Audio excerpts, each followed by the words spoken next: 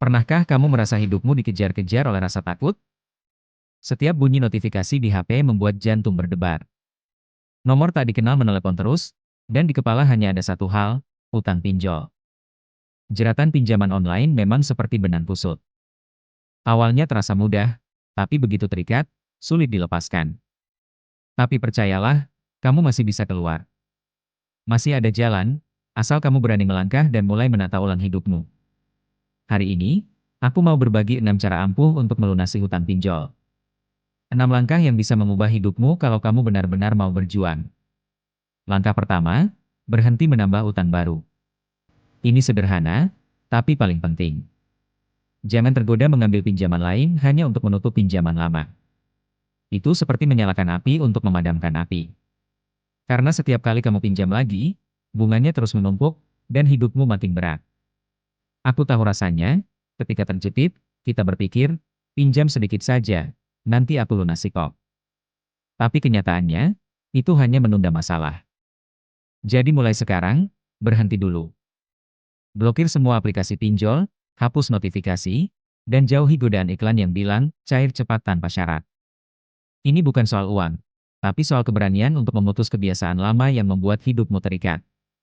Karena selama kamu belum berhenti menambah utang, kamu tidak akan pernah benar-benar bebas. Langkah kedua, catat semua utangmu secara detail. Banyak orang terjebak karena tidak tahu seberapa besar masalahnya. Mereka takut melihat angka, jadi memilih berpura-pura tidak tahu. Tapi justru dari sini awal perubahan dimulai. Ambil kertas, atau buka catatan di HP, lalu tulis semua. Nama aplikasi, jumlah pinjaman, bunga, dan tanggal jatuh tempo. Saat kamu menulisnya, mungkin rasanya menakutkan. Tapi percayalah, ini langkah keberanian. Karena dengan menulis, kamu mengambil kembali kendali atas hidupmu. Kamu bukan lagi orang yang dikejar-kejar utang, tapi seseorang yang sedang menyusun rencana untuk bebas.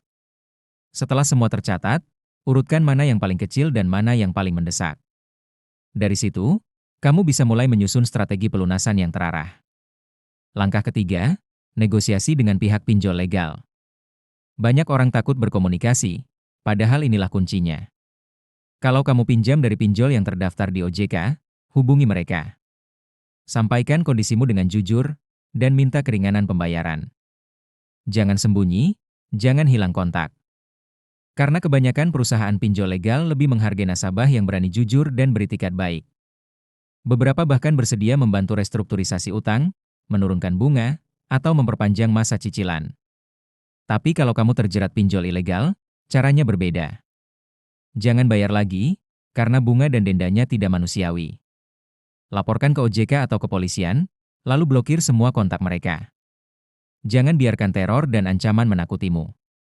Mereka hanya mengandalkan rasa takutmu untuk menekanmu. Kamu tidak sendiri. Banyak orang sudah berhasil keluar dari jeratan itu, dan kamu pun bisa.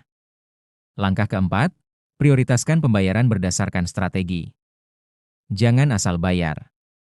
Ada dua metode yang bisa kamu pilih, snowball dan avalanche.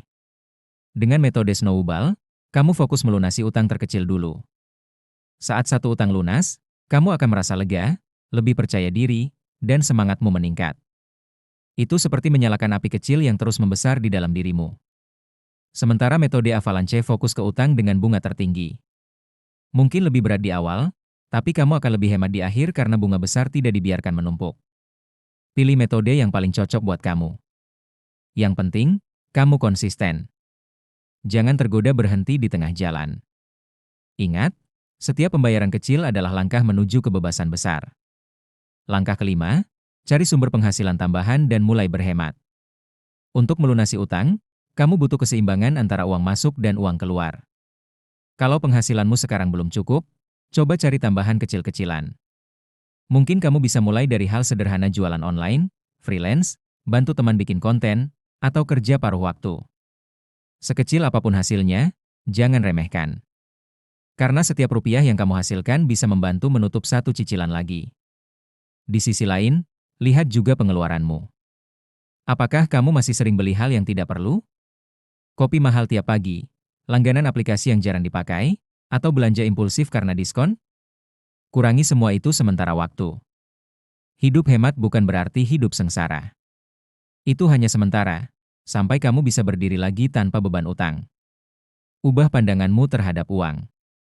Setiap penghematan kecil hari ini adalah kebebasan yang kamu ciptakan untuk esok hari.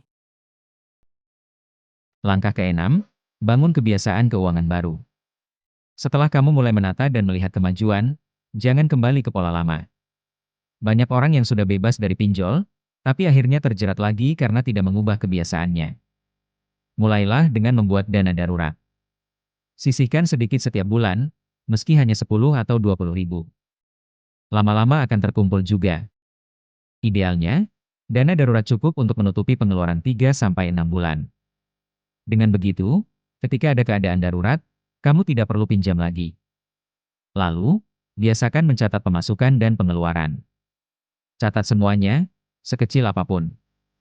Dengan begitu kamu tahu kemana uangmu pergi, dan bisa mengendalikannya. Ingat, uang itu seperti air kalau tidak diarahkan, dia akan mengalir tanpa arah. Dan yang paling penting, ubah cara pandangmu terhadap uang. Jangan lagi lihat pinjaman sebagai solusi cepat. Jadikan itu pilihan terakhir, dan hanya untuk hal produktif. Belajarlah hidup sederhana tapi tenang. Karena ketenangan batin jauh lebih mahal daripada segala kemewahan sesaat. Melunasi hutang pinjol bukan perjalanan singkat. Kadang kamu akan merasa lelah, putus asa, bahkan ingin menyerah. Tapi setiap kali kamu merasa begitu, ingat, kamu sudah mulai langkah pertama, dan itu berarti kamu sudah setengah jalan menuju kebebasan. Suatu hari nanti, kamu akan bangun tanpa rasa takut pada dering HP. Kamu akan bisa tertawa lagi tanpa beban. Dan ketika kamu melihat ke belakang, kamu akan sadar, semua perjuangan ini tidak sia-sia. Hidup tanpa pinjol bukan berarti hidup tanpa tantangan. Tapi itu hidup yang kamu kendalikan sendiri. Kamu tidak lagi hidup di bawah tekanan tagihan, tapi di bawah cahaya pilihanmu sendiri. Jadi mulai sekarang, ambil napas dalam-dalam, lihat ke cermin, dan katakan, "Aku bisa. Aku sanggup keluar dari ini. Aku pantas hidup tenang." Karena sejatinya, kebebasan finansial bukan soal angka di rekening, tapi tentang hati yang akhirnya bisa tidur nyenyak di malam hari. Dan itu adalah kekayaan yang sesungguhnya. Jika kalian suka video ini, mohon bantu untuk subscribe, like dan nyalakan lonceng agar mendapat notifikasi update video selanjutnya. Terima kasih.